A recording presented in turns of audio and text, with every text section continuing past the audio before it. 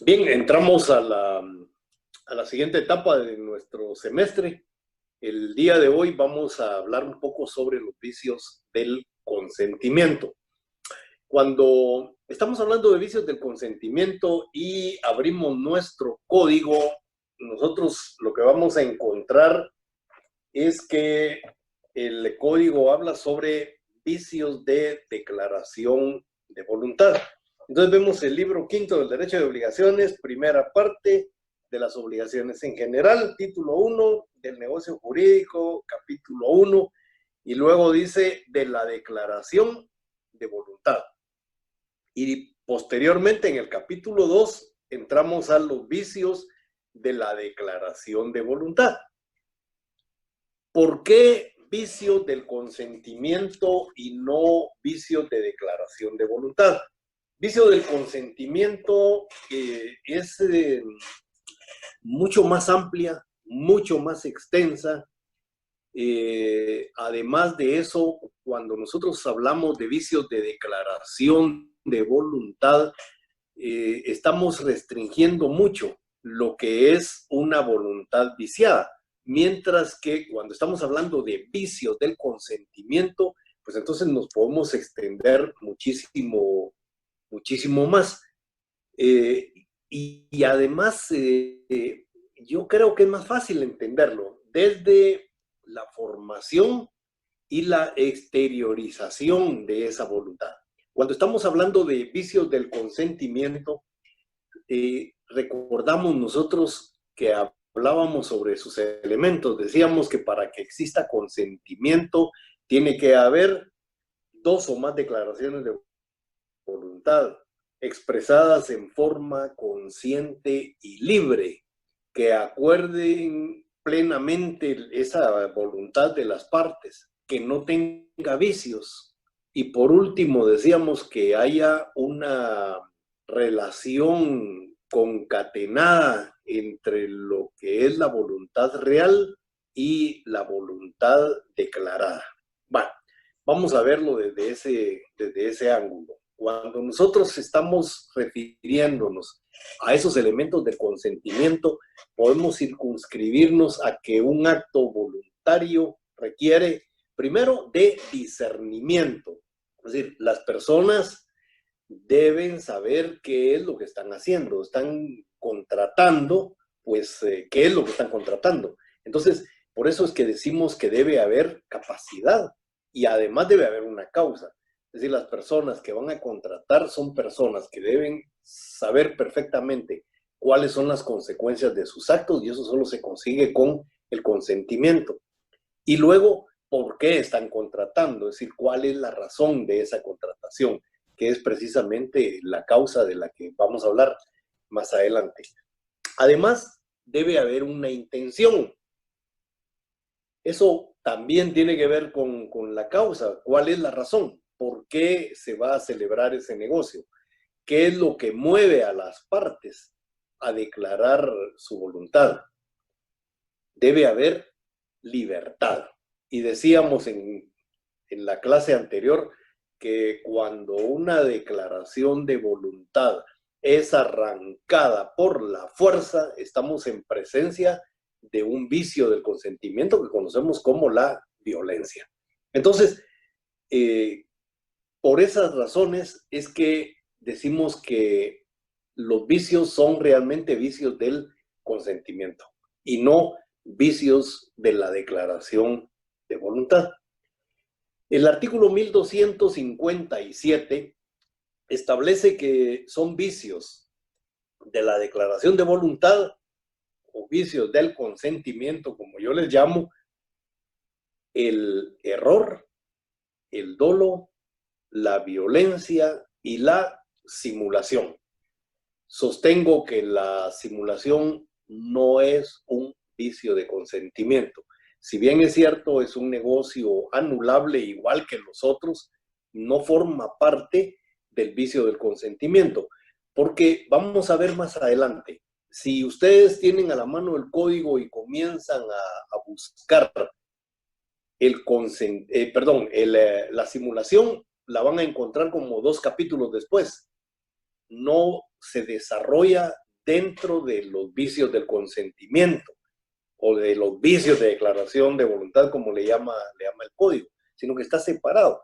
Lo que pasa es que en los vicios de consentimiento, efectivamente, la voluntad de una de las partes está viciada, ya sea por error, por dolo o por violencia, porque haya sido arrancada a la fuerza.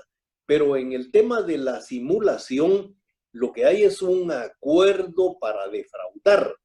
Las personas que celebran un negocio deliberadamente simulan ese negocio, se ponen de acuerdo para defraudar. Y entonces ese no es un vicio del consentimiento. Eso lo que es una declaración viciada por parte de los dos que se han puesto de acuerdo, que se han coludido para defraudar a un tercero. Entonces, por esa razón es que la simulación ni siquiera la encontramos en este capítulo. Lo vamos a ver más adelante. Bien, hoy vamos a hablar sobre el error. Tenemos muy poco tiempo para desarrollar esta clase porque luego pues abrimos a las preguntas y a las respuestas y entonces no puedo dar el dolo y esto tenemos que puntualizarlo muy bien. Bueno, cuando estamos hablando de error, nos estamos refiriendo a una equivocación que comete una de las partes. Pero esa parte no ha sido inducida, sino que se equivoca ella solita. Ella solita. Cuando estamos hablando de inducción de error o a error, ahí estamos hablando de dolo, porque uno de los contratantes lleva precisamente al otro contratante a que se equivoque. Pero en el error no existe eso. En el error es el contratante que se equivoca solito.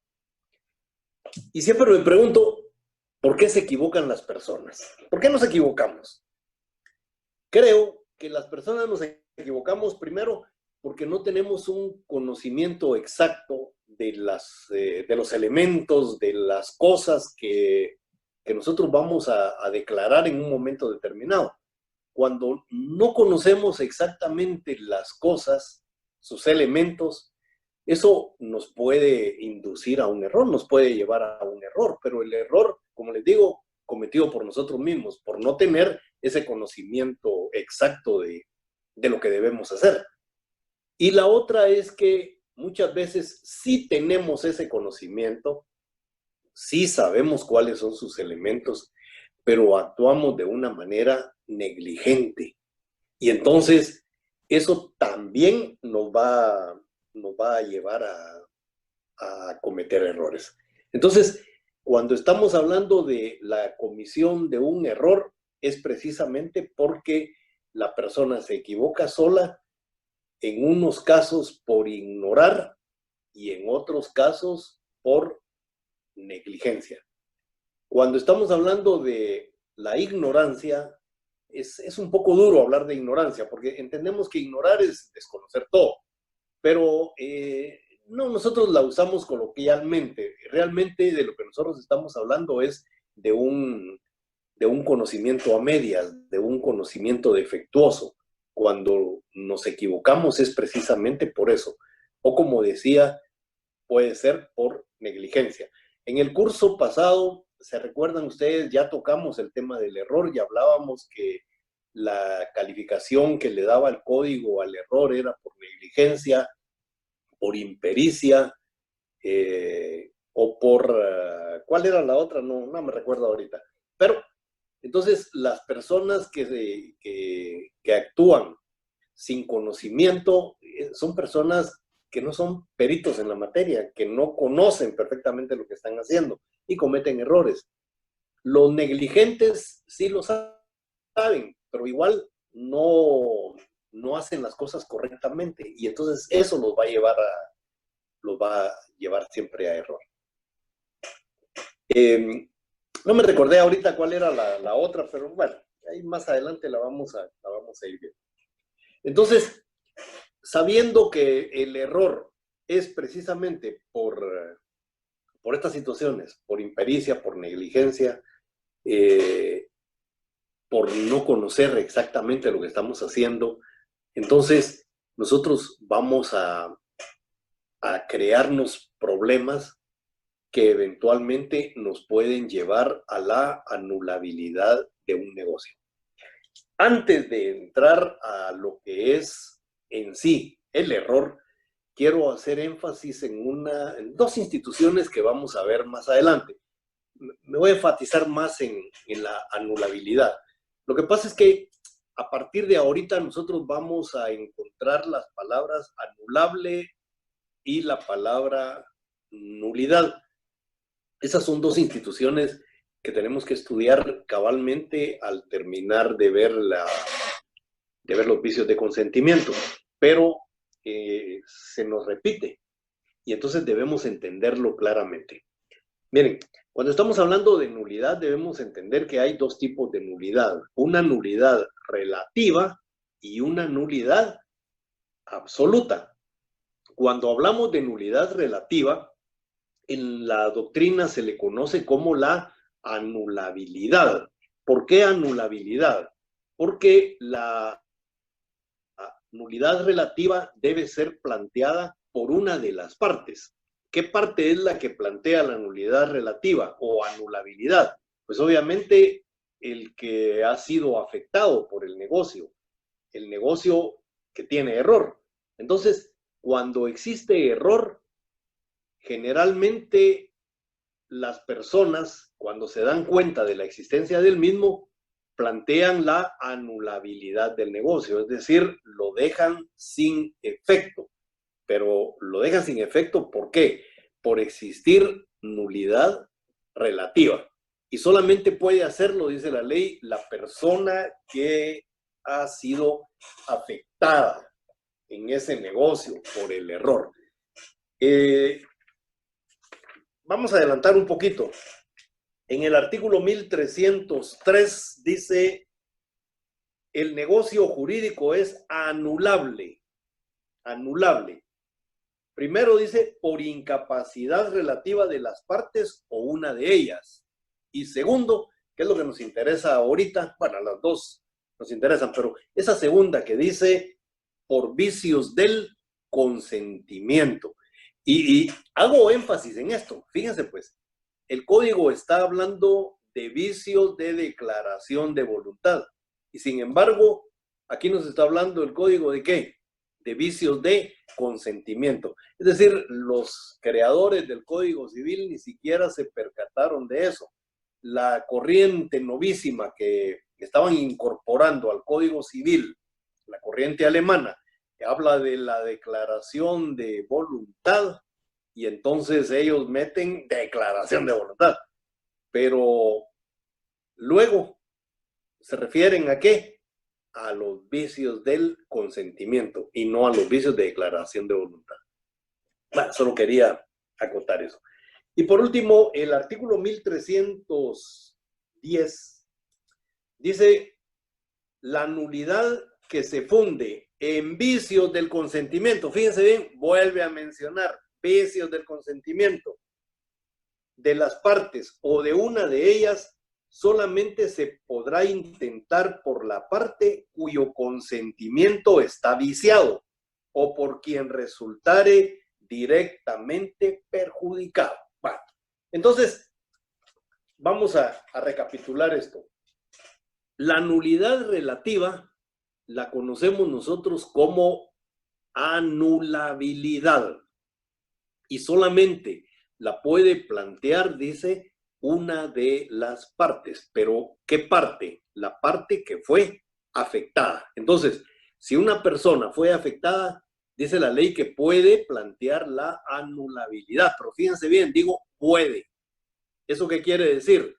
Que la persona que ha sido afectada por un vicio de consentimiento dice que puede plantearla o puede no plantearla. Es decir, si no quiere, si el negocio está viciado, pero quiere continuar con él, pues sencillamente no pide la anulabilidad, no plantea una nulidad relativa, sino que sencillamente sigue con el negocio, y eso es lo que se conoce como la revalidación del negocio. Pero eso lo vamos a ver más adelante. Hoy solo doy una pequeña pincelada. Y luego tenemos la nulidad, que conocemos como nulidad absoluta. La nulidad absoluta, esa no nace a la vida jurídica. Un negocio que adolece de nulidad absoluta es un negocio que no nace a la vida jurídica. La nulidad relativa al negocio sí nace a la vida jurídica, pero puede ser planteada la anulabilidad, es decir, se puede pedir que el negocio se declare anulado, es decir, pierda eficacia, pero ese sí nace a la vida jurídica. En cambio, la nulidad absoluta no nace a la vida jurídica. Es lo que en doctrina hemos nosotros estudiado como la nulidad de pleno derecho, o en latín, como le hemos llamado siempre a esa nulidad. Ahí se las dejo de tarea. Más adelantito vamos a hablar de ella, hoy no es el tema. En el artículo 1301, si no estoy mal, vamos a ver, dice: hay nulidad absoluta en un negocio jurídico cuando su objeto sea contrario al orden público o contrario a leyes prohibitivas expresas, y por la ausencia o no concurrencia de los requisitos esenciales para su existencia. Los negocios que adolecen de nulidad absoluta no producen efecto ni son revalidables por confirmación. Mi código dice si son revalidables, ese sí es un ni. O sea, ahí hay un error de impresión. Pero entonces, volviendo a leer, dice: los negocios que adolecen de nulidad absoluta no producen efecto ni son revalidables por confirmación. Es decir, si hay una nulidad absoluta, aunque las partes quisieran continuar con el negocio jurídico, no se puede, porque ese negocio no surtió efectos, no nació a la vida jurídica. Y entonces debíamos de entender esto. Sé que es un poco más complicado que lo que señalé, pero es importante que sepamos por qué el código, en los artículos que vamos a leer, habla de es anulable el negocio. Hoy sí entendemos, es anulable porque la parte afectada puede plantear la nulidad relativa o anulabilidad del negocio si quiere. Si no, lo revalida. Pero en el caso de la nulidad absoluta, dice la ley, ese no se puede revalidar. ¿Por qué no se puede revalidar? Porque aunque las partes estén de acuerdo, no nace ese negocio a la vida jurídica y por lo tanto es nulo de pleno derecho o nulo ipso iure. Bueno, esa palabra no se las iba yo a decir, se las había dejado de lección, pero bueno, de tarea. Entonces, la nulidad relativa sí nacen los negocios jurídicos a la vida jurídica, al derecho, y se pueden demandar sus ineficacias o se pueden revalidar y continuar con el negocio aunque tenga un error, aunque tenga un vicio de consentimiento. En cambio, los negocios que adolecen de nulidad absoluta, esos no nacen a la vida jurídica y no se pueden revalidar. En 2 clases estamos entrando la nulidad y entonces vamos a extendernos un poquito más. Bueno, decíamos que entonces el error recae sobre qué cosas. Para que nosotros entendamos que hay error, el error debe recaer primero en la naturaleza del negocio o en su causa. Voy a explicar eso. En la identidad de la cosa, en la sustancia, en la identidad o las cualidades de las personas y en los alcances de una norma jurídica. Cuando estamos hablando de esto, nos vamos al cuadrito donde tenemos ya los artículos que vamos a leer. y donde nosotros vemos precisamente las clases de error. En su esquema, ustedes ven que tenemos primero el error esencial u optativo. Cuando estamos hablando del error esencial u optativo, aquí a lo que nos estamos refiriendo básicamente es a la inexistencia de consentimiento. Cuando las partes celebran equivocadamente un negocio, ese negocio para uno es de una naturaleza y para el otro es de otra naturaleza. Y entonces ahí el error es esencial, es optativo. Ahí no hay consentimiento. Por ejemplo, si estamos hablando de una persona que cree que está celebrando un negocio de compraventa y el otro que lo que se está celebrando es un negocio de donación. Si ven ustedes, las naturalezas de esos contratos son totalmente distintas. Y entonces ahí no hay consentimiento. Son dos cosas totalmente diferentes. Ejemplos, bueno, yo casi siempre pongo este ejemplo burdo. Rubén Contreras tiene uno más técnico, pero entiéndanme este. Y me recuerdo que hace algunos años, pasando entre la municipalidad, el edificio de la municipalidad y el Banco de Guatemala, habían unas señoras ahí vestidas de blanco con unos gorritos así algo raros, y me recuerdo que cuando pasé, una de ellas me dio un papelito. Nosotros por costumbre solemos recibir esos papeles, que generalmente son papeles de publicidad de algo, para comprar algo, y bueno, yo asumí pues que me estaban regalando el papel. Ya casi llegando a las gradas, a donde terminan las gradas para llegar al Banco de Guatemala, hoy el señor me dijo, mire señor, le están hablando. Yo, distraído como soy, no me había percatado de eso, y entonces cuando veo a la señora corriendo detrás de mí y me dice, mire, me dijo, son 5 quetzales. Entonces en ese momento le digo, no, mire, aquí está su papel, pues no quiero yo, ese es su papel. ¿Qué fue lo que pasó ahí? La señora me estaba vendiendo un papelito, es decir, vendían esas, no sé ni qué era, nunca lo leí, pero me imagino que para obtener fondos y qué sé yo. Pero para ella era un contrato de compraventa. Para mí era un contrato de donación. Es decir, yo lo que entendía es que me estaba regalando algo.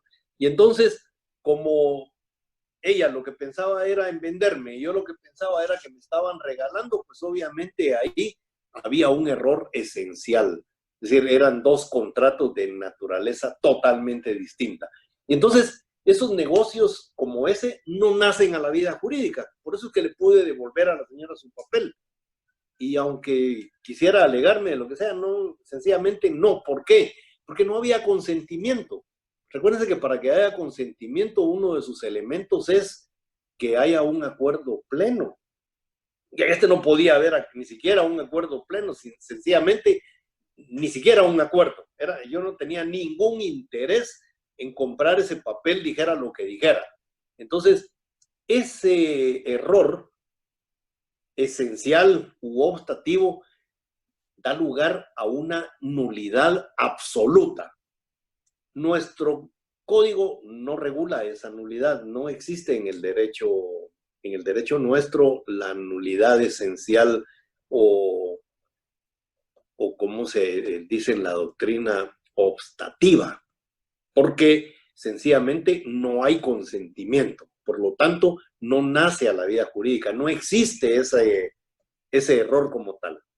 Pero sí existen los siguientes errores, por ejemplo, el error sustancial. ¿Y en qué consiste el error sustancial? El artículo 1258 dice, el error es causa de nulidad cuando recae sobre la sustancia de la cosa que le sirve de objeto o sobre cualquiera circunstancia que fuere la causa principal de la declaración de voluntad. Aquí algunos, los que están poniendo atención y son pilas, notaron ya el primer error en esa norma. El artículo 1303, ¿se recuerdan ustedes? Dice que los negocios donde hay vicios de consentimiento son anulables. No dice que sean nulos, son anulables. Entonces, aquí tenemos un error en esta norma cuando dice el error es causa de nulidad.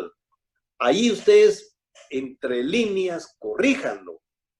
No es causa de nulidad, es causa de anulabilidad. Anulabilidad, es decir, aquí hay una nulidad relativa, no hay una nulidad absoluta. Solo hay nulidad absoluta, les decía yo a ustedes, cuando el error es esencial u optativo, pero no está regulado en la ley, pero entendemos que no nace a la vía jurídica. Pero este sí nace a la vía jurídica y es anulable. Entonces, debiéramos nosotros de leer: el error es causa de anulabilidad cuando recae sobre la sustancia de la cosa que le sirve de objeto o sobre cualquiera circunstancia que fuere la causa principal de la declaración de voluntad. Y entonces, ahí, regresando a lo que habíamos dicho, ¿dónde puede recaer el error? El error dice que puede recaer en la naturaleza. Ya vimos que eso causa nulidad, no está regulado en la ley, pero los demás sí. Dice en la identidad de la cosa. En la doctrina le llamaban eso al error incorpore, el error en el cuerpo, el error en la cosa. Si recae en la cosa, recuérdense que la cosa es uno de los elementos fundamentales de una negociación. Si el error recae en la cosa, ese negocio es anulable. ¿Cómo puede recaer en la cosa? Bueno, hace un rato, antes de comenzar la clase, estaba viendo yo ahí algunos videos del dogo argentino. Me encanta el dogo argentino, ¿eh? No hay en Guatemala, por lo menos yo no he visto. Si yo quiero comprar un perrito de esa camada, cuando me avisan que ya nacieron, llego, dicen que uno para escoger a un perrito no es nada más de quiero no, hay que ver algunas cualidades, qué es lo que yo busco. Y entonces miro uno que me llama la atención porque le veo más carácter, es el que se acercó a mí, y es decir, hay empatía, ¿verdad? Entonces le digo al dueño, mire, quiero ese perrito. Y entonces le pago por él y no me lo puedo llevar porque aún no está destetado. Espero a que lo desteten ya cuando tenga un par de meses, entonces ya lo puedo ir a traer. Y cuando llego me dan otro, pero no me doy cuenta hasta que estoy en la casa, posiblemente ya lo tengo desde un par de días. Y entonces me doy cuenta que el otro perrito tenía algo distintivo, tal vez un lunarcito en algún lado, y este no lo tiene. Entonces me percato que me dieron otro. Ahí hay un error en la cosa. Eso da lugar, dice la ley, a la anulabilidad del negocio. Es decir, eso me permite llegar con el señor y decirle, mire usted, el perro que me dio no es el que yo le compré. Deme el que yo le compré, pero probablemente me diga, no, mire, es que fíjese que ese ya lo vendí. Entonces le digo, tampoco quiero este. Y anulamos el negocio. Pero pudiera ser que no era el que yo quería, pero este tiene cosas también que me llamaron la atención. Y me gusta el perrito, y entonces sé que no me dieron el que yo quería, pero igual, este me parece que satisface mis requerimientos y me quedo con él. Eso entonces es una revalidación. O sea, el negocio podía plantearse la anulabilidad, podía plantearse la nulidad relativa, pero decido continuar con el negocio tal y como lo habíamos realizado, aún a sabiendas de que existe un vicio, que es un error. Y el artículo 1259 dice: el error sobre la persona solo invalidará el negocio jurídico cuando la consideración a ella hubiera sido el motivo principal del mismo. Bueno, yo sé que aquí en Guatemala existe mucho talento y sé que hay algunos pintores de renombre internacional, pero no los conozco. Y de repente me llega un alumno que se llama, qué sé yo, Margarito Chitay. Y yo sé que hay un Margarito Chitay que es comalapense, que es un costumbrista, es decir, un pintor de paisajes, de edificios, de lugar, y que es muy, perdón, y que es muy famoso. Y coincidentemente yo tengo algunos implementos para la pintura. Tengo cabestrillo, no sé cómo se llama, donde se pone el lienzo para comenzar a pintar. Tengo los óleos, tengo los pinceles, porque esos pinceles eran de mi tío que sí es dibujante y que sí pintaba, y es decir, él sí sabía de eso, yo no sé absolutamente nada. Yo no puedo hacer ni siquiera una línea recta con el auxilio de una regla. Entonces, menos voy a poder pintar. Y digo yo, eso se está perdiendo ahí en mi casa. Los óleos en un momento determinado se van a arruinar. Toda la manta esa que tengo para hacer los lienzos, el blanco España que se le echa, y todo eso se va a arruinar. Posiblemente el caballete, se me olvidaba la palabra, se va a picar. Y entonces digo yo, no, esto tiene que estar en manos de alguien que le puede servir. Y entonces, creyendo yo que tengo de alumno a Margarito Chitay, ese pintor comalapense, se lo regalo. Y un día me doy cuenta que ese está peor que yo. Ese no entiende ni su propia letra, y mucho menos va a poder hacer dibujos y va a pintar. Y me doy cuenta que no es el Margarito Chitay, que es el pintor. Entonces, ahí hubo un error en la persona. Entonces, si yo tenía eso y que lo tenía bien cuidado, aunque no lo estuviera usando, y se lo voy a dar a alguien que de repente lo va a ir a empeñar por alguna de sus bebidas electrizantes, estoy hablando de Gatorade o alguna de esas, no vayan a pensar mal. Entonces, ¿qué dice la ley? Que ese negocio se puede anular si yo planteo la anulabilidad. Entonces llegaría con él y le digo, mire usted, disculpe, pero me equivoqué. Yo creí que usted era pintor y que iba a hacer uso de lo que le estaba dando, y entonces quiero que me lo devuelva. Aquí no se aplica aquello de que el que regala y quita, ¿verdad? No, la ley está diciendo claramente que si el error recae en la persona y es determinante la persona, ¿recuerdan ustedes cuando hablábamos de las obligaciones intuito persona? Bueno, pues aquí también se aplica el intuito persona. Cuando la calidad de la persona está determinando la realización de ese negocio, entonces dice que ese negocio es anulable, se puede anular. Pero si yo eso lo tenía ahí en una de mis bodeguitas y ya era un estorbo, y digo, qué bueno que lo recibió, y no le digo que me lo devuelva, pues el negocio continúa. Ahí se dio una revalidación, no obstante que yo sé que hay un vicio de consentimiento, que hay un error, pero sencillamente decidí que continuara el negocio tal y como estaba, y entonces no planteé la anulabilidad del mismo.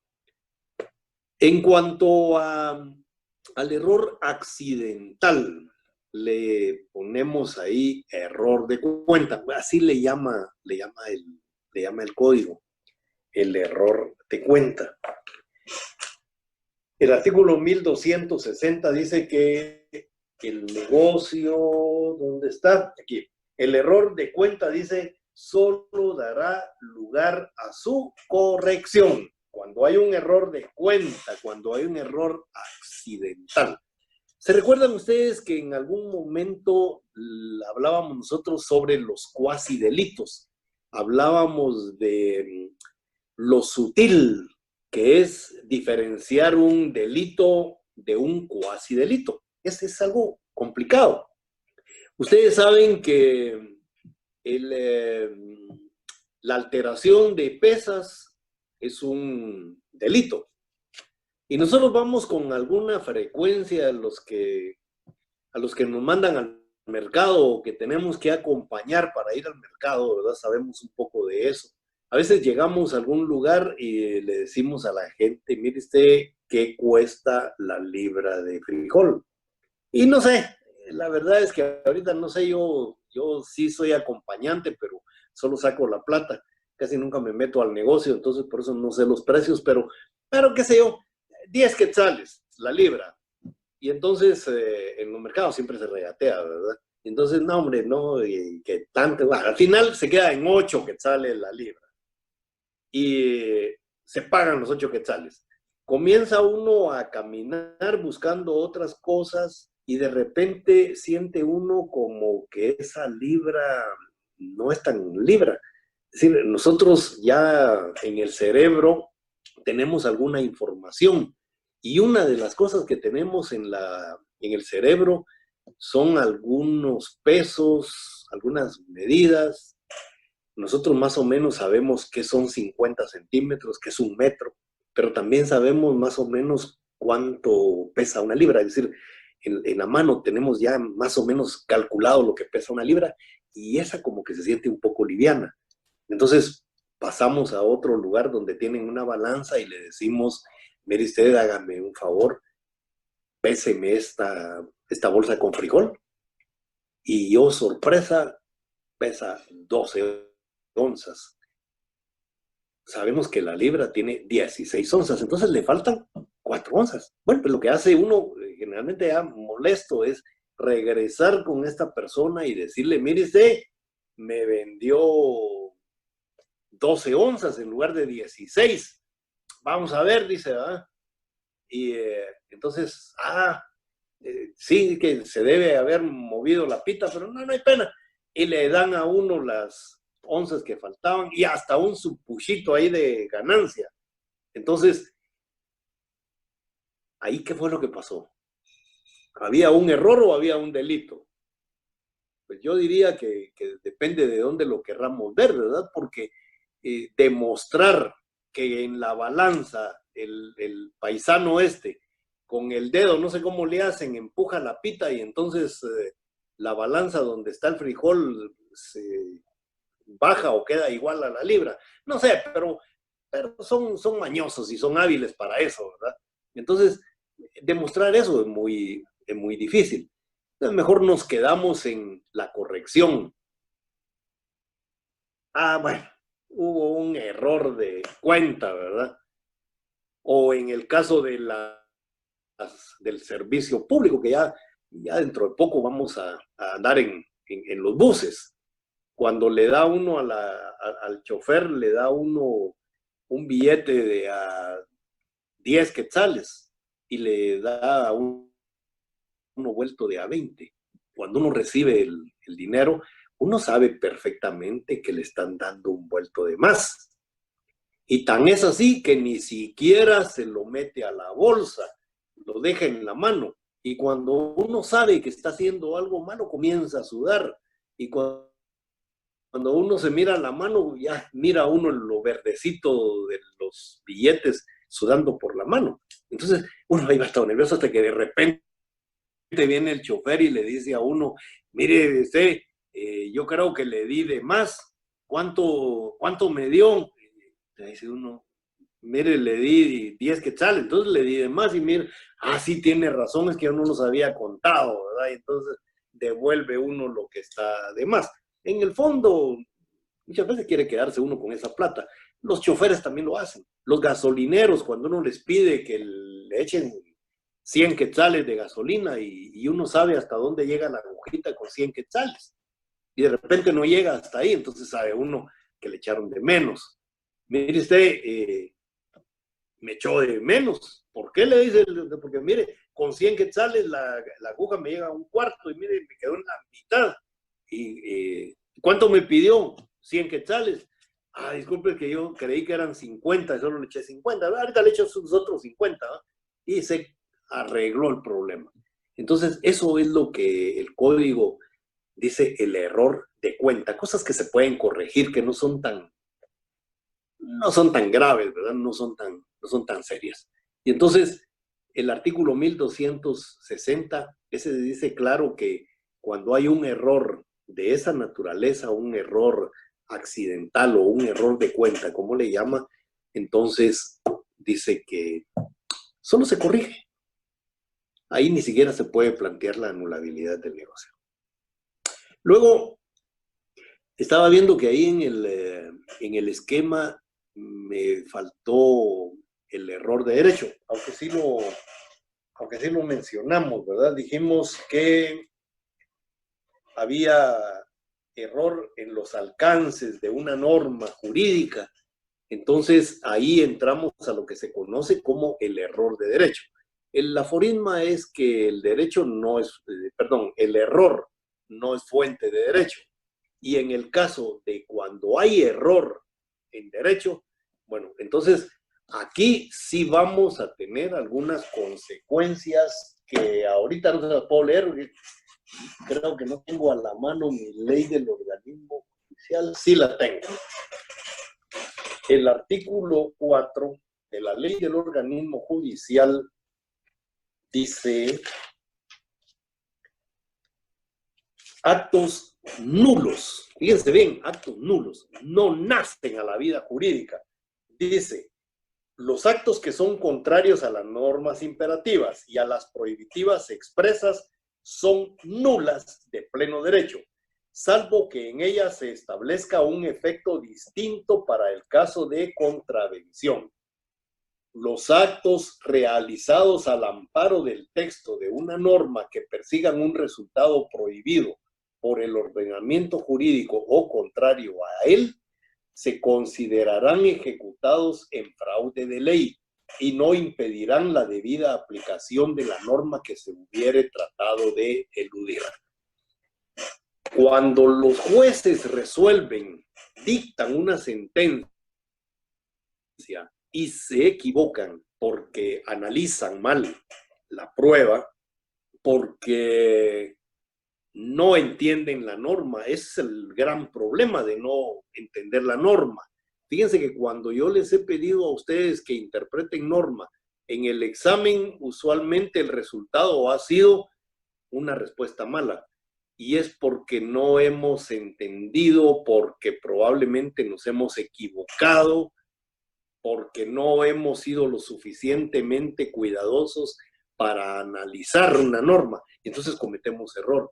Pero en el caso de los jueces eso es complicado, porque las sentencias que ellos dictan fundadas en error, esas sentencias, aparte que pueden ser impugnadas, nunca pueden ser consideradas como para poder establecer más adelante una jurisprudencia.